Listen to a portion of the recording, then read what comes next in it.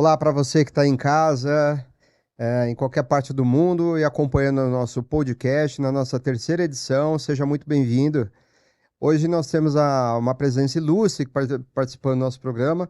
Ele é um profissional com mais de 6 anos de experiência, com passagens por empresas como Sonda, Tivit, Enel e tantas outras. Hoje ele responde pela área de segurança da informação do grupo ReHap e veio para discutir conosco e favorecer o debate em relação às pautas de segurança da informação, enriquecendo a nossa discussão. Trago para vocês aqui o Fábio Carrasco, que seja muito bem-vindo, Fábio. Obrigado pela vinda. Obrigado, eu que agradeço. Prazer falar com vocês. Prazer é nosso. Bem-vindo, Fábio. Obrigado, igualmente. E do nosso lado aqui também nós temos o nosso querido Leonardo, que é o nosso head lá no grupo Off Hunter, que veio para ajudar também a enriquecer um pouco mais esse debate pautado em gestão de acesso de identidades, tá? Pessoal, muito bem, obrigado pela presença de todo mundo aqui, tá? É, Fábio, eu queria fazer umas perguntas para você. Como é que você chegou nessa posição de CISO, assim? Você quando é responsável pela posição, pela área de segurança da informação, você é o responsável, né, por tudo que acontece. O que te levou e como você chegou nessa posição, né? Primeiramente, boa tarde, né? Boa tarde. Boa tarde. Eu costumo dizer que eu dei um pouco de sorte, mas talvez estava no lugar certo, né? Eu trabalhei na Softline, que é uma consultoria Microsoft, e fiz alguns projetos referentes a LGPD. Esses projetos deram um alto conhecimento em Azure, em gestão de acesso, em algumas ferramentas do Office 365 e em seguida a isso eu já fui contratado como especialista de segurança da informação da Vivara. Que bacana. Após 6 meses eu já estava construindo todo o roadmap da Vivara e passei ao cargo mais alto da empresa, de coordenação, que não havia uma torre de segurança ainda Sim. construída. E de lá pra cá eu mantive esse cargo nos últimos 3, 4 anos, hein? Que legal, bacana.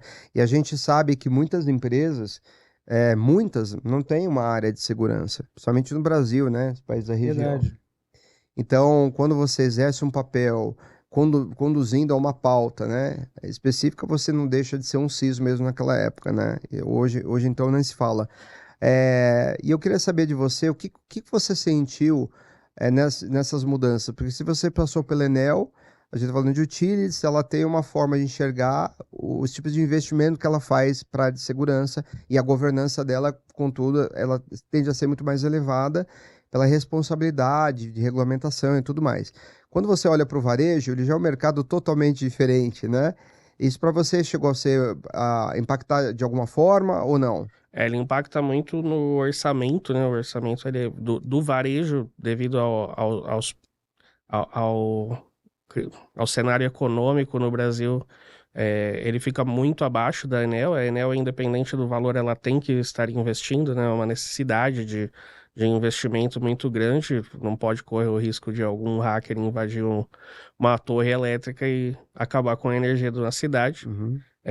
Já no varejo, o negócio fala muito mais alto do que a cibersegurança, né?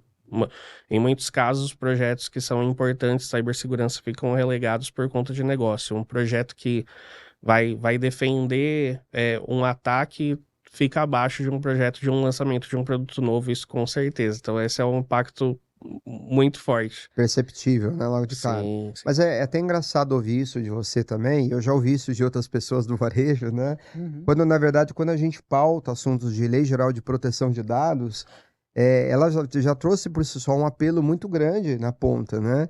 Mas o que que você sente? Você acha que o Brasil ainda não está dando a devida atenção à Lei Geral de Proteção? Ou é a questão de realmente capacidade de investimento ou visão de governança? Como é que você enxerga? Na minha visão, com relação às duas empresas de varejo que eu trabalhei, ela dá a visão de LGPD, mas ela está mais do lado jurídico e do lado de governança do que do lado de cibersegurança. Ela implementa um projeto que tem a ver com a parte jurídica, como por exemplo, a própria implementação da lei, né, e os controles que ela precisa, mas em caso de cibersegurança, ela relega um pouquinho, ela deixa isso para um segundo plano. Ela prefere cumprir 100% o que a NPD vai colocar como multa ou como algum problema de lei, e depois ela vai olhar para a cibersegurança, né? Sendo que as duas coisas deveriam estar abraçadas, assim, Sim. governança jurídica, a cibersegurança deveria estar numa torre só, muito, muito próxima, e ainda há uma separação disso. E evidentemente que passa também pela capacidade de investimento, né? Porque a área de varejo, pelo menos que se observa, é uma área que depende muito de tomada de decisões políticas, impactam muito ao consumidor na ponta, né? Sim. Então a gente consegue até entender porque o varejo segura muito mais o dinheiro, né? E acaba priorizando o aspecto legal. Então, o que você está falando, eu concordo plenamente, acho que é por aí, né? Sim, sim. E, bom, o que que acontece? Esse programa, ele tem um foco social. A gente, em algumas matérias, a gente fala, entrevista pessoas na rua, tenta entender o que que o brasileiro tem como percepção sobre as pautas de segurança da informação. E o nosso propósito aqui é justamente levar a informação para que as pessoas comecem a entender esse universo que a gente tanto respira. Então, eu agradeço muito a sua vinda aqui para o debate, tá? Eu só queria colocar para você algumas coisas. O que que você acha que são os principais desafios do varejo, não só na pauta de segurança, mas especificamente no que tange gestão de identidades, né? Como é que você acha que esse mercado ele enxerga isso? Sobre gestão de identidades, eu entendo que o maior desafio na área de cibersegurança hoje é o que o pessoal está falando de CIAM, né? Uhum, Que é o Client Identity Access Management. É, como que a gente vai gerenciar o nosso cliente, a identidade do nosso cliente, para que ele não seja fraudado, ou para que ele não compre um produto indevido em algum site, né? Eu vivencio isso há 3 ou 4 anos, e é uma dificuldade enorme em como você notifica um cliente, como você é, identifica ele e toma as medidas corretas, e como que você reage depois que ele sofre uma fraude, né? Então, hoje a gente vivencia isso muito mais. O ticket médio do grupo REP é um ticket médio menor financeiramente. Então, há muitas fraudes, muitos sites de fraude, e há muitas pessoas que ainda caem nesses sites, né? Nessas sites fakes e posteriormente nas fraudes. com certeza, com certeza. E principalmente nesses períodos mais sazonais que você tem, a gente fala de Black Friday, fala de Dia das Mães, Natal, Ano Natal. Novo Natal, chegando. né? Quais são as datas assim que o varejo, de modo geral, fica mais de cabelo arrepiado, né? Para aqueles que têm cabelo, né? Lembrando aqui, né? Sim, Natal, com certeza, né? Natal, a Black Friday é também um movimento muito importante. Ganhou força mais recentemente o Halloween, também é um movimento muito importante. Interessante. E o Dia das Mães. Dia das Mães e Dia dos Namorados. São as datas mais que a gente sofre mais com esses sites, Sim, e que há bastante retorno financeiro negativo, eu diria, né? Que, na verdade, é uma compra que você deixou de ter, né? sim, Quando alguém compra de um site fake. sim, com certeza. Uhum. Aí o Brasil é celeiro no mundo, né? Com Exato, certeza. E exato. aí, quais, eu sei que você já presenciou alguma coisa muito grave que você poderia eventualmente lembrar aqui no campo da gestão de identidades, alguém que eventualmente se passou por um colaborador e teve acesso a informações privilegiadas. Você já chegou a presenciar algo assim? Mais recentemente, não tem relação com o colaborador, mas mais recentemente acessaram um e-mail de uma cliente. Não vou contar qual é a Sim, empresa, sim. mas acessaram um e-mail de uma cliente, e efetuaram compra de alguns cartões presentes. Essa cliente entrou com um processo judicial, e a gente teve que fazer a investigação de como isso aconteceu. Na verdade, não foi um vazamento nosso, não foi um caso nosso, mas ela tinha vazado o e-mail dela em alguns lugares, Deep Web, Dark Web, e o rapaz, o fraudador, efetuou a compra de vários cartões, todos de Xbox, todos de videogame, todos referente Já a entregando para jogos, moleque. já entregando isso. E infelizmente a gente não conseguiu reverter esse processo, né? Já tinha sido utilizado tudo. Você vê que engraçado, ele está contando uma situação e nos nossos dois episódios anteriores pautamos assuntos que recaíram em phishings. Quando você fala de phishing, você tem vazamento de credencial, ataque, hoje, ou seja, espionagem, tudo mais, né? Caímos novamente no mesmo assunto, ou seja, a gente dá voltas e cai de novo no mesmo Sim. assunto, né? É porque assim, eu vejo também que há uma questão muito incomum, né, nesses cenários. Qual é? É a questão cultural, não é? Essa é uma questão muito forte, né? Se a gente for parar para pensar, tanto seja no varejo, seja em qualquer segmento, a gente vê pelos relatos que você colocou, né, que, poxa, do lado da empresa, existe uma preocupação e um investimento ali em equipamentos, em né, aculturamento interno e tudo mais. Só que quando você olha para a ponta de lá, né, o usuário ele ainda é muito leigo, né, nesse aspecto. Então, aí entra o aspecto do phishing, né, que cai no phishing, que acessa o link que não poderia, né, e assim vai, como você falou, né, Fábio, vazar o e-mail para dark web, por exemplo, e demais cenários, né? Exatamente. Outra coisa, no que diz respeito ao fornecedor também, né? Uma empresa que vai lá, contrata uma software house, a software house, Exato. ela não adota as boas práticas, De desenvolve um desenvolvimento. sistema, É. depende do sistema, você tem lá um shell reverso, ninguém sabe, ninguém viu, dentro do React, e o que que acontece? Quem é a vítima é o usuário novamente, né? Sim. Então aí, de novo, a gente cai num outro assunto que fala de security by design, a importância de se instituir um modelo como esse. Como que vocês olham para isso lá em relação a esse modelo? Sobre Security by Design, o grupo IREP decidiu colocar isso em um roadmap mais futuro. Hoje a gente olha mais para outros projetos, a gente está fazendo outras frentes, e posteriormente a gente vai falar sobre esse assunto. No momento a gente foca no NIST e foca em outras frentes de segurança que a gente entende estar em um primeiro posicionamento mais core. Muito bom, muito bom. E faz parte, Perfeito. né? É um processo. Sim, Se a gente vai falar desse tema e olhar para as empresas de modo geral, pouquíssimas conseguiram adotar. Normalmente, uma empresa, quando ela é N1, N2 da B3, que exige uma alta governança, né? Algumas multinacionais, elas conseguem adotar. Mas realmente é mais difícil mesmo.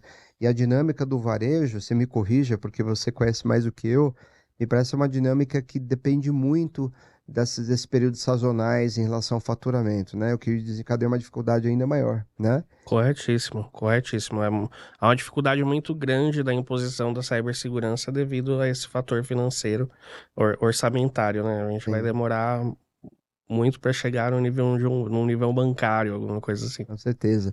E como que vocês olham para a LGPD? Como é que vocês pensam em Lei Geral de Proteção, né?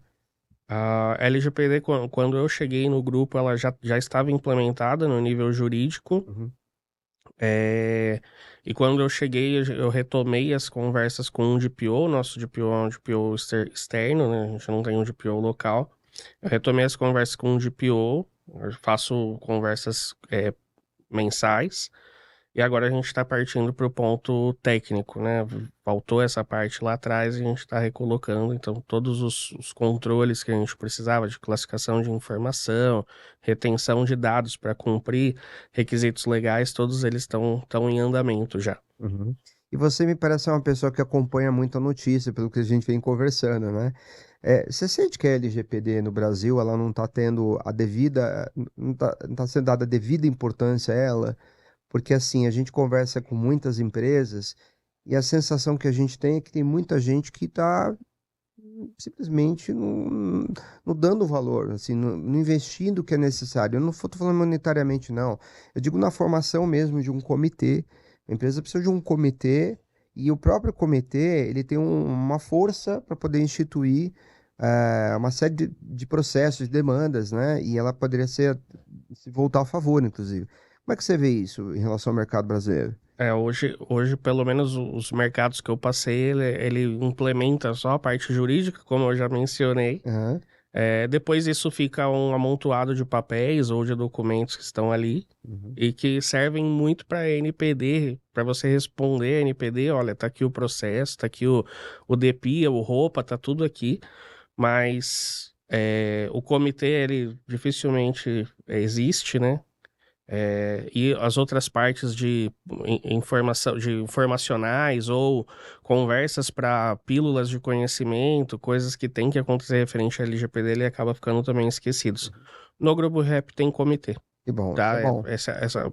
Já tá bem à frente, Sim. assim, e agora a gente tá colocando pessoas de diferentes áreas no comitê. Então, antes era só marketing jurídico, agora estão vindo outras áreas, comercial. Então, isso está sendo bem realizado dentro. Já desde lá de trás. Então, esse comitê já existe há algum tempinho. Não, isso é importante porque as pessoas passam a entender a importância de cada área, né? Sim, sim. E elas passam a contribuir. Normalmente eu falo porque eu sou cliente da RRap, porque eu tenho 3 filhas, então eu tenho que ser, né? Querendo ou não querendo. Sim. E uma vez eu entrei numa das lojas e ela falou, o sistema tá parado, a gente tá estabelecendo, e uma reclamando, porque o problema que... Mas acontece com tudo. Quando você fala de prestação de serviço, você depende de telecom, você depende de banda larga, você depende de tudo. Inevitável, né? Mas eu fiquei quieto, mas percebendo a ignorância ignorância no sentido de não conhecer. Ela não sabe o incêndio que vocês ficam apagando todo dia na TI, Sim. né? Então aí eu falei, eu já pensei exatamente isso. Quando você falou agora, eu falei, nossa, realmente é importante uma reunião como essa, para as pessoas interagirem entre si e saber as dores que cada um tem. O resultado final vai ser empatia, na pior das hipóteses, né?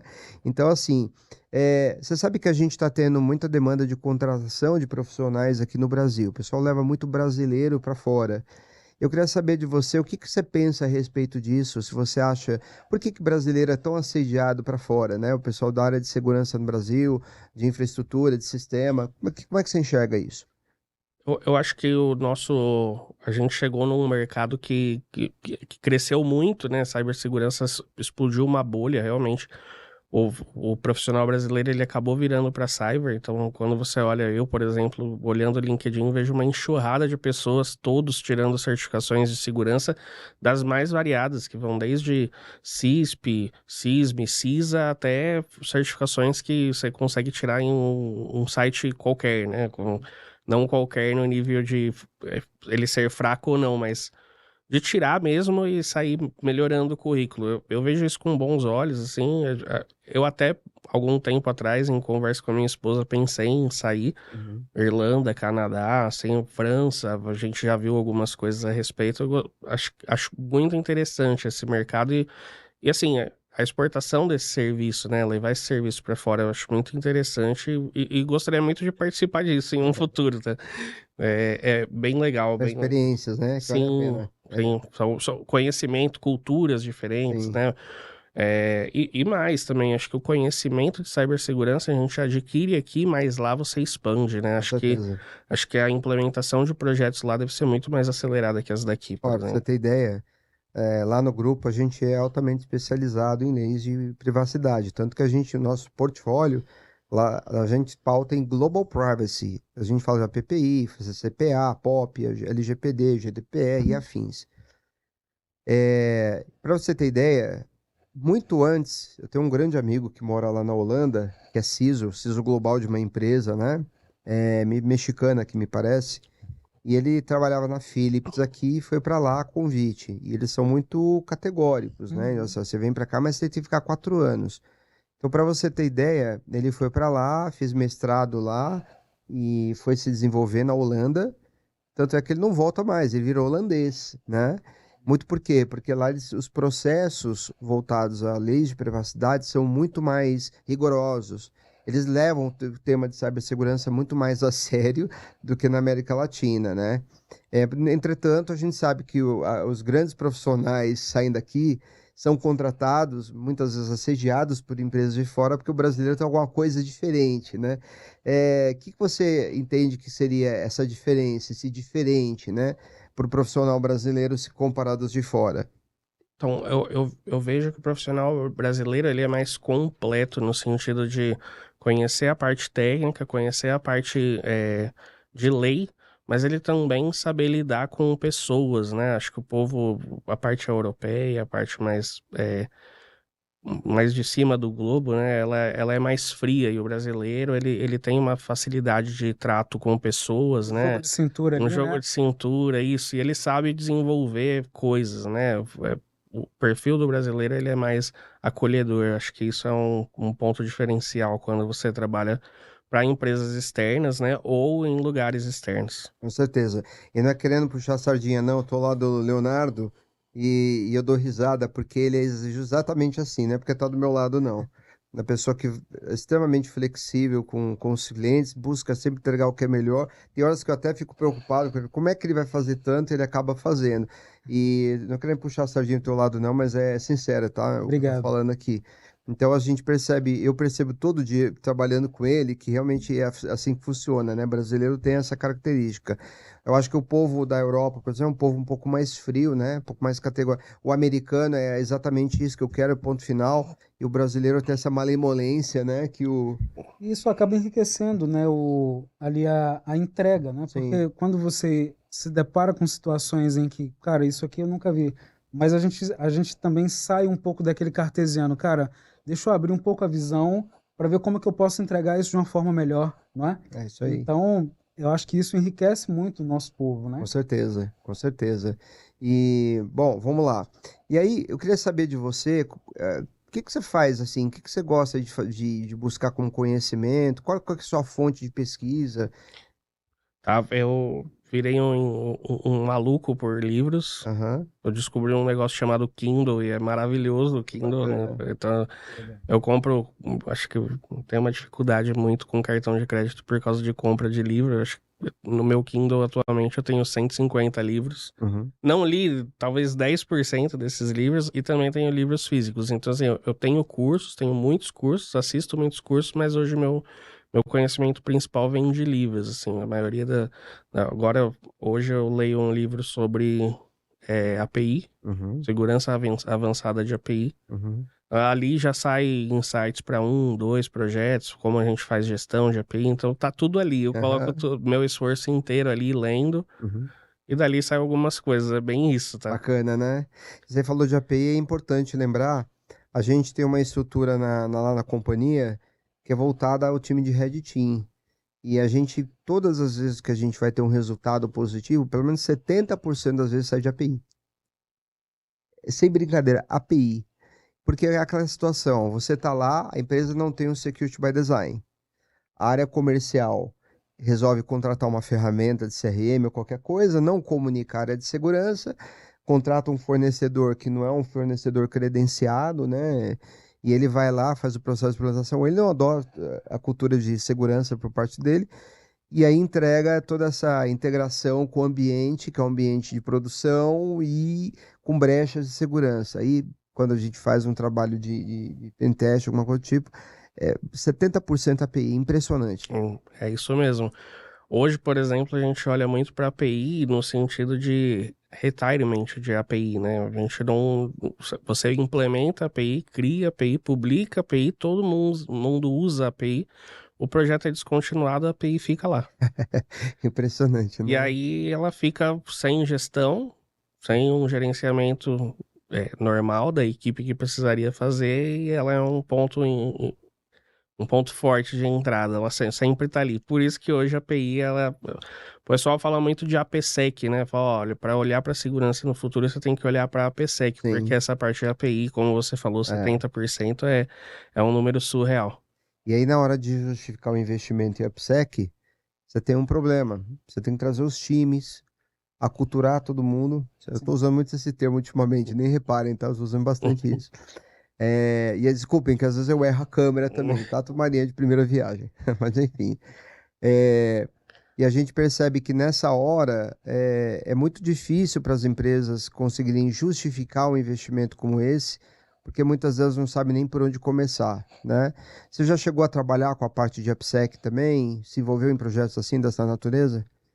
Não, não diretamente, tá? Aham, Em todos os lugares que eu passei, não trabalhei diretamente. Nos dois últimos, a gente tem trabalhado para trazer o AF, né? para ter o AF nas aplicações, ou para colocar o AF atrás de na frente de todas essas aplicações, para construir esteira de DevSecOps, o que também é super difícil no Brasil. Então, hoje a gente olha para essas duas frentes aí, e agora, com essa leitura que eu estou fazendo de API, de Advanced de API, como fazer a gestão, né? Então, a gente vai começar pensando em roadmap futuro, olhar para uma ferramenta que consiga gerenciar a API, né? Desde o início até o fim. Eu ainda não conheço nenhuma, mas é um desafio para os próximos dias aí. Com certeza, né? É importante mesmo. Ô, Fábio, a gente tem, dentro do nosso trabalho social, que é levar as matérias para o grande público, trazer o grande público para conhecer, entender o que é segurança da informação, né? E não somente o nosso mercado, né? Até porque o nosso mercado é um mercado relativamente bem maduro, né? Então, a gente tem um trabalho que a gente faz agora, a partir de agora, que é para ajudar as pessoas que estão desempregadas e que querem procurar um trabalho no mercado de segurança da informação. Então, analistas, coordenadores, gerentes, diretores de segurança, gestores de projeto. A gente tem um canal agora que é o oportunidade@cisocast.com. Você manda esse e-mail, manda mensagem para essa conta de e-mail, @cisocast.com. Manda seu currículo, você que está desempregado, e as empresas que hoje têm uma vaga, têm uma posição e que queiram contribuir com o programa, pode também repassar para a gente fazer a ponte de indicações de profissionais, tá? A gente quer ajudar muito essas pessoas a se reempregarem. Tem muita gente boa, particularmente eu até comentei no segundo episódio aqui, que a gente tem, eu particularmente tenho contato com alguns CISOs que têm uma bagagem absurda de mercado e não estão trabalhando nesse momento. Então, a gente, para gerar essas pontes, né, a gente se propôs a criar esse canal também, né, e nesse momento eu quero aproveitar para agradecer ao grupo Off Hunter, que é o nosso patrocinador master. Eu vou, ao contrário das demais edições, eu vou pedir que a gente rode agora a vinheta do comercial e vamos acompanhar o comercial e a gente retoma a conversa na sequência. Por favor, produção. Somos resultado de muito trabalho, experiência de mais de 3 décadas de atuação com governança, risco e compliance. Para um mundo cada vez mais conectado, aceleramos o processo de nossos clientes e garantimos a continuidade de seus negócios, porque somos líderes em cibersegurança, segurança da informação e global privacy. Nós do grupo Off Hunter somos referência na entrega de projetos consultivos, tecnologia, quando o assunto é hardware, software, além de sustentação ao negócio através de IMS, Cloud, NOC, SOC e Support Center.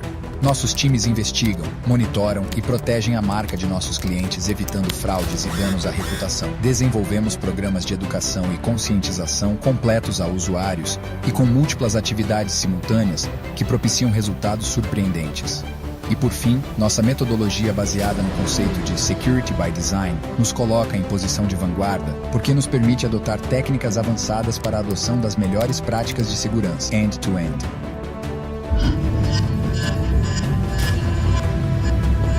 Prazer, somos o grupo Off Hunter. Bom, maravilha. Ô, Leonardo, deixa eu aproveitar que você está aqui e fazer uma pergunta. O que você acha que uma empresa deve olhar, né? Ela deve se atentar em relação à implementação de um projeto de gestão de identidades? Quais são os pilares principais que você julga sendo necessários? E a gente faz tudo junto e misturado. Tá falando de vários assuntos aqui, mas acaba envolvendo, né? Mas é que faz sentido para nós. Por favor, Léo. Legal. Bom, o que eu entendo? Eu entendo o seguinte. Hoje a gente tem 3 principais desafios que eu vejo, né? E que, de acordo com as consultorias que a gente vem fazendo, né, observando ali, vamos dizer assim, o cenário do mercado em si, eu vejo que existem 3 principais desafios. O primeiro é o seguinte: a maioria das empresas, quando pensam em gestão de identidade, elas pensam em contratar uma ferramenta. Não é? Isso aí. Então, essa é a primeira coisa. Cara, eu vou contratar uma ferramenta. Ok, mas como é que está a questão dos processos? Já tem processos sobre esse tema desenhado? Como é que está a questão ali de construção ali de acessos, a cultura sobre isso dentro da organização? como é que isso está sendo desenhado dentro da empresa. Então, normalmente, as pessoas invertem essa questão e aí é onde moram os grandes problemas, porque aí se adquire uma ferramenta, não existe o processo ali para implementar da forma correta, a empresa fica refém da ferramenta, porque não tem um processo desenhado certinho, e aí, no fim das contas, quando o projeto acaba, né, não dando certo, a responsabilidade acaba sendo do fabricante ou da ferramenta que não presta, que não atendeu a expectativa e tudo mais. E aí eu vejo três principais frentes que trazem, que, na minha opinião, trazem sucesso para um projeto como esse.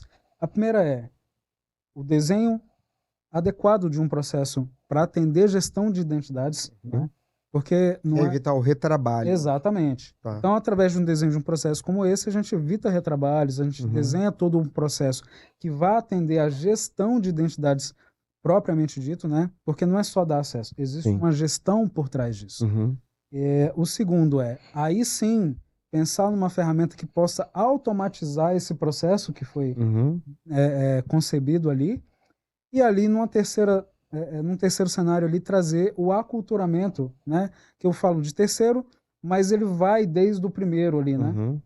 Na medida com que a gente vai construindo o processo, a gente já vai trabalhando o aculturamento de toda a organização para que isso aconteça da melhor forma possível. Porque outra coisa que eu costumo dizer bastante, não adianta investir em um processo bem desenhado, em ferramentas robustas para atender essa questão da gestão de identidade, se eu não invisto em cultura, em aculturamento, em aculturar o meu pessoal, a empresa de um modo geral, que eu não posso, por exemplo, criar uma senha 1, 2, 3, 4, 5, 6, 7, 8, né? Sim. Eu não posso criar uma senha com o meu nome, não é? Então, eu vejo que essa questão cultural ela é bastante importante. Eu coloco ela no mesmo grau de importância desses dois itens que eu coloquei. É isso aí. E esse cenário, ele vale para qualquer segmento de negócio? Para qualquer segmento de negócio, para qualquer empresa, eu vejo que esses são os principais pilares aí para um sucesso um projeto como esse. Como é que você vê isso que ele colocou aqui, Fábio? Eu vejo como corretíssimo, né? Tá extremamente correto. Acho que esse é um ponto são os pontos primordiais mesmo. Eu queria poder acrescentar um ponto, né? Por favor. Hoje, o porquê é tão importante ter a gestão de acesso e a gestão de acesso ser automatizada, né? O 1, 2, 3, 4, 5, 6 matou a pau. Mas assim, no cenário que a gente tem hoje, multi-cloud, multi-aplicações, multi tudo. Tudo, se a equipe de gestão de acesso está atrelada à equipe de segurança da informação, você só olha para a gestão de acesso e você esquece segurança da informação. Então você não vai olhar dados, você não vai olhar cibersegurança, você não vai olhar Red Team, Blue Team, você não vai fazer proteção nenhuma. Você vai passar o dia criando o usuário e a parte importante de segurança, que é conter ataque, identificar... É inteligência, né? A viagem impossível, né? Ataques de brute force, tudo isso fica relegado só à gestão de acesso. E aí acabou, o restante ficou muito para trás, né? Então, esses 3 pontos, excelente, tá certinho. Não tem nada para adicionar e a importância disso, né? Acho que... No grupo ReHap a gente fez exatamente dessa forma. Não a gente tá olhando para os processos, mas como ele falou sobre senha, né, eu me sinto à vontade para pontuar. Primeiro a gente fez um dump do banco, entendeu todas as senhas. Depois a gente implementou um projeto de GPO para barrar senhas 1, 2, 3, 4, 5, 6, Maria arroba um ano, né, Maria arroba 2023. ReHap arroba alguma coisa, e agora a gente gerou uma wordlist gigante, colocou numa aplicação e ninguém mais pode utilizar essas senhas. Então, e também fez o aumento, né, de 8 para 12 caracteres, agora para 14, e diminuiu o tempo de vida para 45 dias. Esse daí o processo foi na marra, o usuário não queria, né? Essa questão da cultura, o usuário não queria. Mas aí você coloca uma camada onde ele próprio vai lá e faz a alteração para não gerar, né, chamado para o Service Desk lá, né? Exato, isso. Aí é onde entra a automação da ferramenta, né? Que colabora muito com isso, né? Isso aí. A princípio a gente fez de Azure, mas a ideia é fazer de IAM de Com certeza. A gente percebe que os temas de Shadow IT também são temas que chamam muita atenção das empresas. Uhum. E volto, justamente para falar de terceiros, né? A gente sabe que a cultura é outra. A forma, ou a relação entre empregador e empregado, que não é nenhum empregado, mas é um prestador, né? É Exato. outra. Então é outro tema que chama bastante atenção, né? Existe uma estatística que mostra que a maior parte das fraudes que acontecem dentro de uma organização é justamente por acessos indevidos, né? Uhum, A pessoa tem um acesso que ela não deveria ter mais, ou de repente acaba podendo fazer algo nesse sentido, uhum, e aí, com isso, pode acontecer algumas fraudes dentro do ambiente da empresa, né? uhum, Então, daí você vê a importância que o Fábio comentou sobre a importância disso, dessa gestão de identidade bem feita dentro da uhum, organização, né? uhum. Ela vai impactar o negócio diretamente. Com certeza. E é bom a gente explicar para o grande público, aquele grande público que é leigo, que está ouvindo a gente falar sobre esse tema, até porque aquele grande público não durma também, porque eu estava lá cheio do IT, gestão de identidades. Então, agora, só fazer uma tradução e dando alguns exemplos que a gente pode passar para Uhum. esse pessoal. Imagina que você trabalha numa empresa muito tempo, a empresa tem, sei lá, um exemplo apenas, 1.000 colaboradores. E aí você tem um RH que é mais enxuto, muitas vezes mais enxuto, vários sistemas que estão lá rodando de maneira integrada, em funcionamento e tudo mais. E aí você tem colaboradores ou prestadores de serviço que trabalham naquela empresa e certo dia são desligados, por exemplo. Tá? É o primeiro exemplo. Saem da empresa e a empresa não simplesmente são vários sistemas ali onde ela tem que controlar e simplesmente desligar o acesso dele. Então, esse colaborador, ele sai e vai embora, só que o que acontece? Dada a quantidade enorme de colaboradores, por exemplo, tá? Claro que não é um tema que se limita a ser empresas grandes. Qualquer empresa de qualquer porte pode adotar por meio processual e faz todo sentido. Mas aí você tem um processo bem desenhado, você tem uma ferramenta de boa qualidade, simplesmente você aperta um botão e todos aqueles acessos daquele colaborador que saiu, ele não tem acesso mais. Eu tenho um funcionário na empresa que ele comentou esses dias, ele falou, você acredita que eu tenho acesso a 7 meses ainda da empresa tal? Eu falei, e eu mesmo já comuniquei a eles para tirar e eles não tiram. Quer dizer, qual é o problema de tudo isso? O problema é uma pessoa, um agente mal intencionado, um colaborador que queira agir de má fé, levar alguma informação privilegiada, vai para um concorrente, tem acesso ao ambiente dele, as credenciais dele são vazadas, cai nas mãos de uma pessoa inescrupulosa que vai passar por ele, vai ter acesso ao ambiente, vai aplicar uma engenharia social, vai ter acesso ao ambiente operacional da companhia. Então, é um assunto demasiadamente importante e eu observo que ele passou a ser pauta muito recente, assim, as empresas estão realmente discutindo isso. Você acha que isso se deve a quê? Ao fato de que já seguiram uma receita de bolo, um protocolo de priorizações, e agora isso aí chegou a hora do gestão? O que você acha? Eu acho que sim, faz parte de uma parte de priorização, mas também eu acho que é um retorno dos últimos eventos, né? Então, quando Uhum, você olha para os eventos mais recentes, nos últimos 3, 4, 5 anos, são eventos catastróficos, né? Pensando em Ransomware, né? WannaCry, no, Petya, uhum, Sodinokibi, todos esses nomes difíceis de falar. uhum, Aí a empresa, ela bateu o ponto, alguém instalou alguma luz em alguém e falou, olha, chegou a hora da gente focar nisso. Eu acho que até o evento mais, falando em varejo, eu né? tava pensando nisso, mas fala aí. O evento mais, acho que o mais forte aí, que foi o evento Renner, né? É o que pro varejo fez O estrago. um estrago danado e que fez o varejo se voltar e falar, olha, vamos pensar em segurança. Uhum, É, e focar. E aí, assim, focar nessa parte de senha, nessa parte de Shadow IT, acho que é o começo de tudo, né? uhum, Então, você vivencia situações em que um usuário não reseta a senha há um ano, por exemplo. uhum, E a senha é minúscula, 6 caracteres, 8 caracteres. Então, acho que é uma mescla de tudo, né? Os eventos e mais os eventos LGPD, mais o multifator de ter as múltiplas aplicações, as múltiplas clouds, tudo isso fez com que se voltasse para uma parte de segurança, porque senão você perdia o controle, né? Com certeza.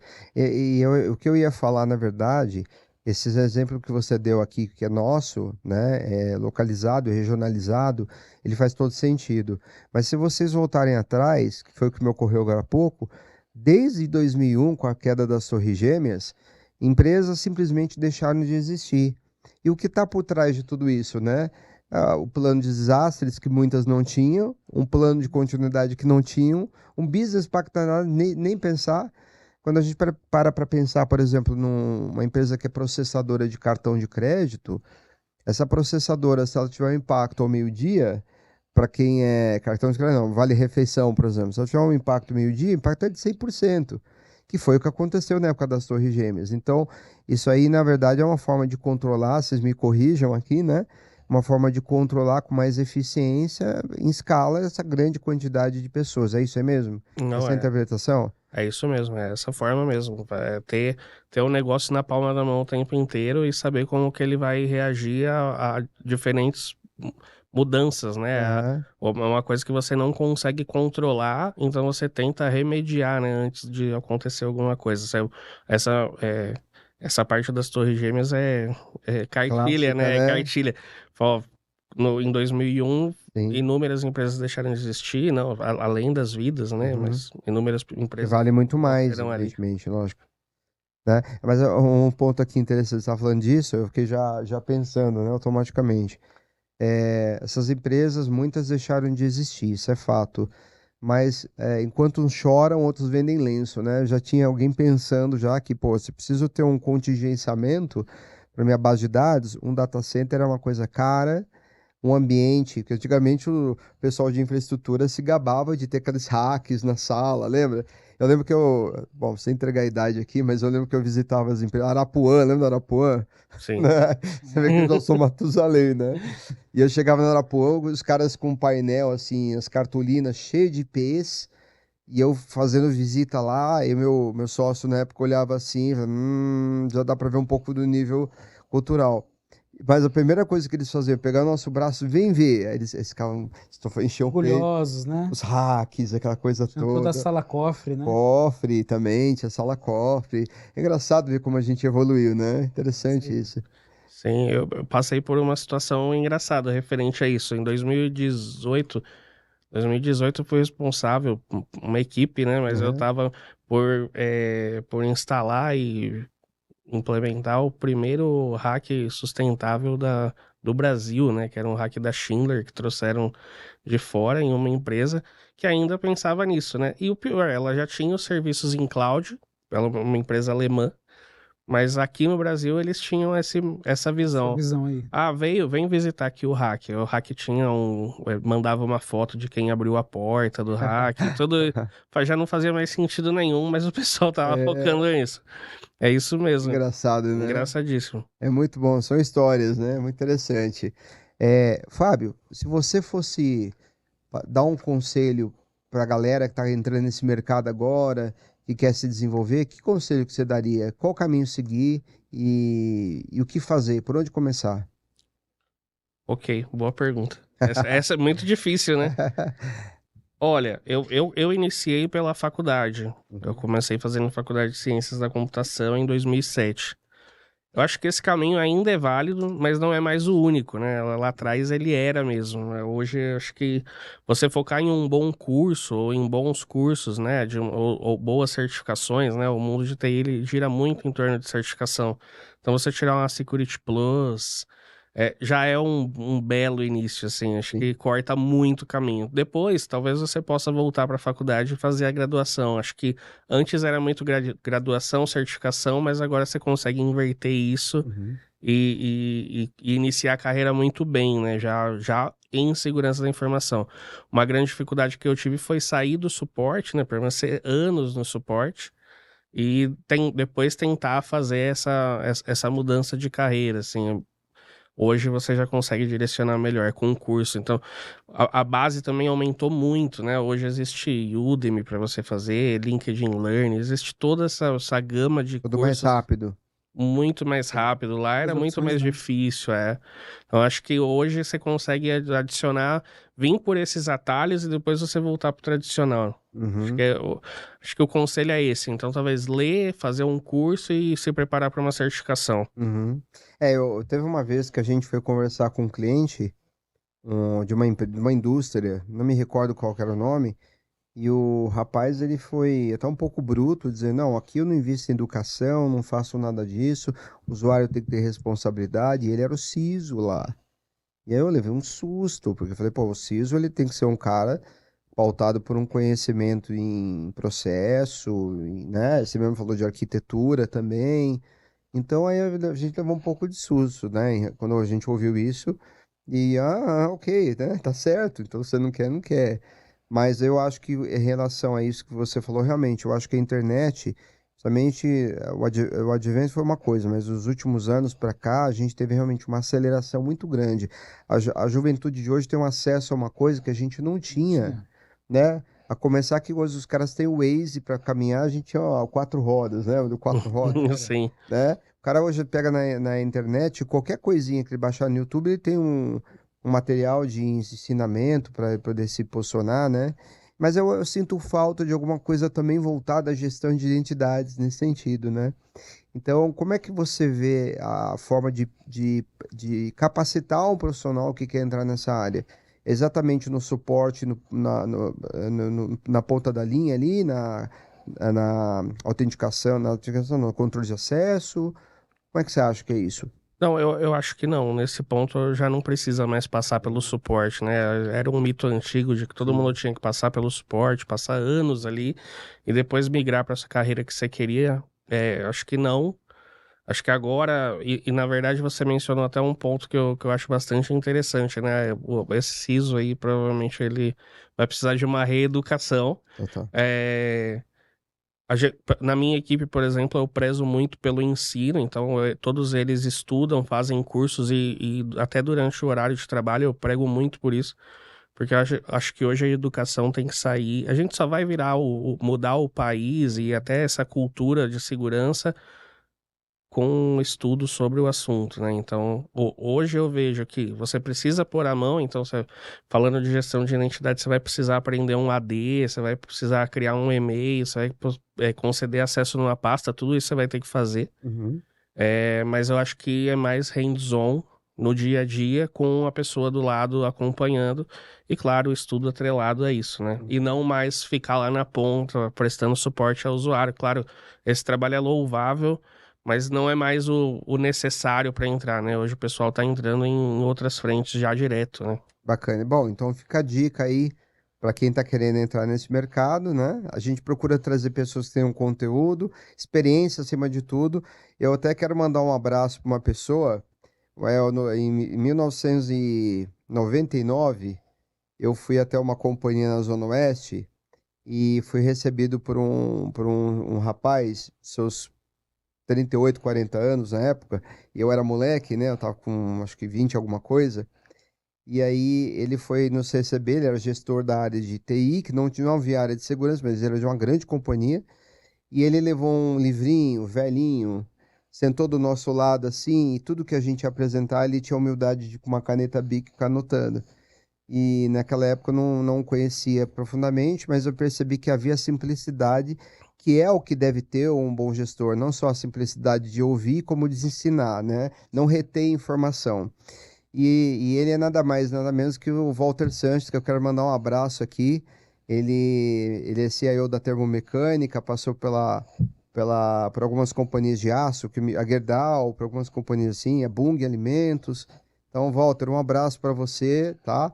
E também já o convido para vir para cá participar do programa, conversar com a gente também, trazer algumas histórias boas, que eu sei que você é uma pessoa que tem bastante conhecimento e experiência, né? Bom, a gente está chegando no final. Eu quero só saber de você, Fábio, o que que você tem como projeto de vida para você, assim? Como é que você se imagina daqui a alguns anos? O que que você quer? Aonde vai chegar o nosso querido Fábio, né? Na verdade, eu tenho um projeto de abrir uma consultoria daqui a alguns anos, Muito bom. focada em cibersegurança, né? Legal. Pensando profissionalmente. Eu tô me preparando pro meu casamento, então daqui a um ano e meio eu tô casando Já sou casado, mas vou oficializar, assinar papel, passar na igreja, tentar fazer tudo isso. Aham. E aí, pro lado pessoal, ter meu primeiro filho. Parece só uma coisa. Não faz isso, não. Ah, ela tá aqui? Ah, tá. Não, casa. Não, casa. Eu tô brincando. E aí, também me preparando para ter meu primeiro filho. Eu Legal. tenho uma enteada, que é a minha filha do coração, Uhum, mas eu quero ter um filho meu mesmo, sim. sangue e tudo mais. Então, hoje eu me preparo para isso. Profissionalmente, eu pretendo ou ser CISO ou seguir por esse caminho da consultoria. Hoje eu sou um CISO Sim. ainda paraguaio, eu diria, ainda, Imagina, que ainda isso.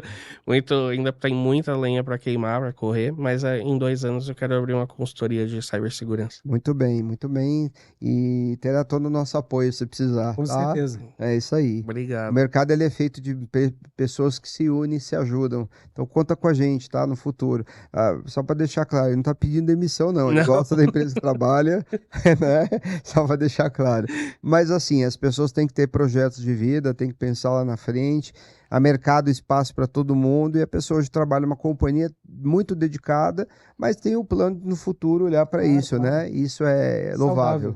E é saudável. Super saudável, tá? Sim. Muito bom saber disso. Olha, é grata surpresa pela sua vinda, tá? A gente tá muito contente aqui. Quero agradecer demais pela sua participação, pelo debate, contribuição com o tema de segurança, sobretudo a pauta de gestão de identidades. E sabendo que você também é especialista nisso. E assim, muito obrigado mesmo mais uma vez, tá? Obrigado, querido. Eu que agradeço Obrigado, por tudo, tá? viu? Obrigado. Obrigado, Fábio. Sucesso aí pela frente, tá? Obrigado. E essa edição do programa conta com o patrocínio master do grupo Off Hunter. Siga a gente nos canais do YouTube. Vai aparecer aqui para vocês na legenda o nosso canal no YouTube, no nosso site também. Obrigado a todos pela atenção, pela paciência. E quem tiver dúvidas e quiser dar sugestões de pauta, manda para cá e a gente está à toda disposição para atendê-los, tá bom? Forte abraço, fiquem com Deus. Obrigado.